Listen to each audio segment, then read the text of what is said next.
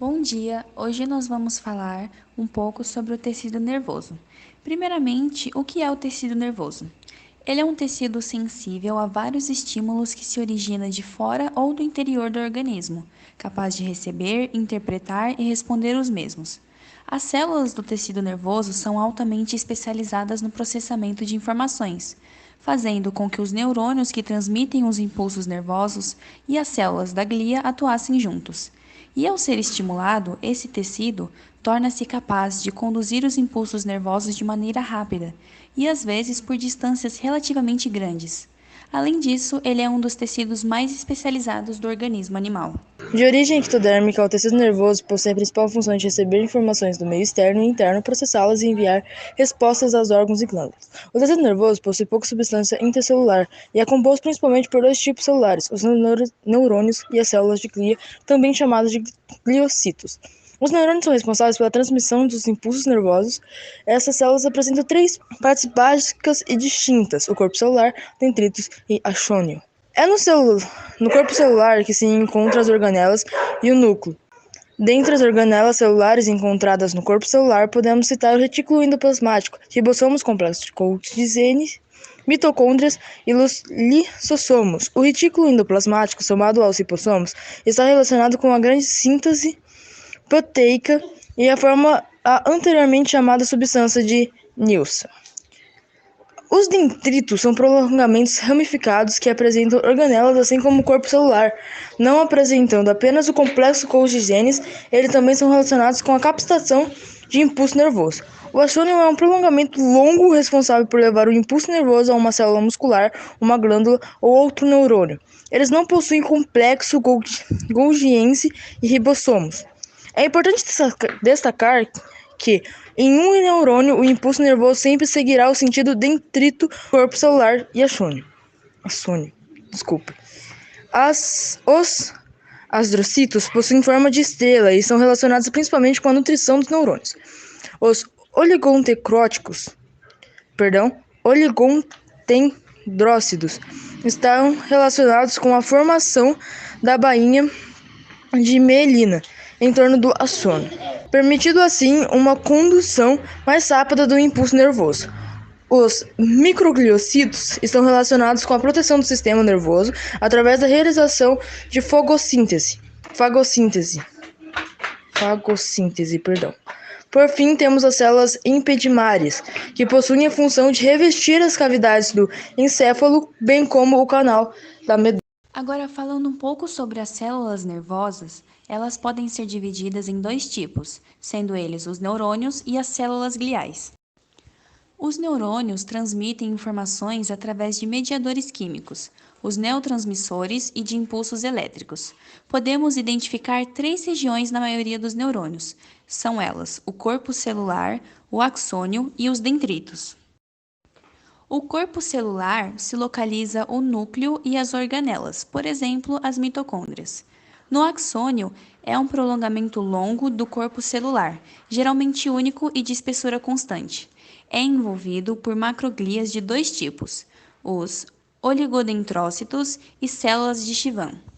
Já nos dendritos, os prolongamentos são curtos do corpo celular, com muitas ramificações que se afinam nas pontas.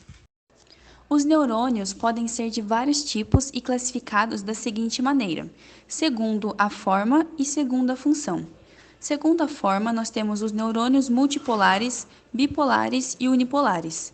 Já segundo a sua função, nós temos os neurônios sensitivos, motores e integradores.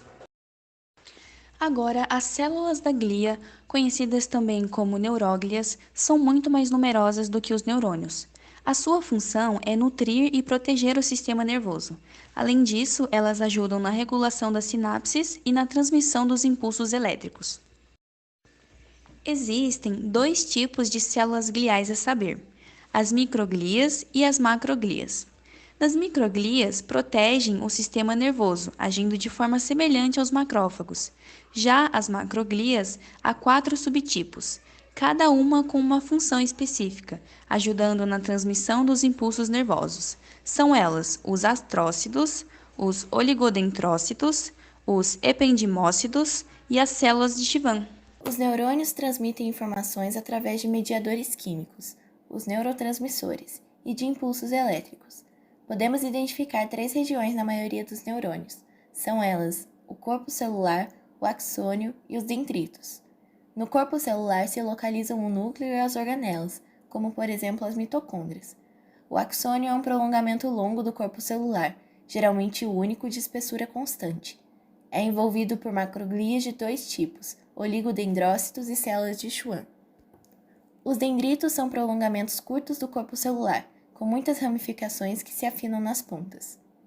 Os neurônios podem ser de vários tipos e classificados da seguinte maneira: segundo a sua forma, neurônios multipolares, bipolares e unipolares, e segundo a sua função, neurônios sensitivos, motores e integradores. Células da glia. As células da glia, ou neuróglias, têm a função de nutrir e proteger o sistema nervoso. Elas são muito mais numerosas do que os neurônios, constituindo cerca de 80% do tecido nervoso. Durante muito tempo, elas eram tidas apenas como responsáveis por alimentar os neurônios. No entanto, estudos mais recentes mostraram que as glias, além de nutrir, proteger e ajudar na sustentação do tecido nervoso, também regulam as sinapses pelos neurotransmissores. Existem 2 tipos principais de células gliais, que são as microglias e as macroglias. Microglias são células bem menores do que as outras glias. Protegem o sistema nervoso agindo de forma semelhante aos macrófagos, célula do sistema imunitário. Macroglias.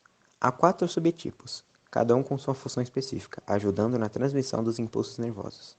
São elas os astrócitos, os oligodendrócitos, os ependimócitos e as células de chão. Características do tecido nervoso. O tecido nervoso constitui os órgãos do sistema nervoso, que pode ser classificado em 2 tipos. Sistema nervoso central, formado pelo encéfalo, que fica dentro da caixa craniana, e pela médula espinhal.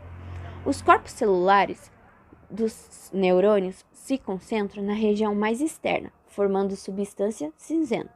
Os prolongamentos formam a região mais interna, chamada de substância branca. E na médula espinhal, a substância branca é mais externa e a cinzenta é a interna. E temos também o sistema nervoso periférico, que é formado pelos nervos e gânglios. Os nervos são compostos de fibras nervosas. As fibras são constituídas pelos axônios e pelas células de Schwann, que os revestem. Os gânglios são porções dilatadas dos nervos, onde se concentram corpos celulares dos neurônios. E esse foi o trabalho. Espero que tenham gostado. E esses são os participantes do nosso grupo do trabalho de biologia sobre tecido nervoso.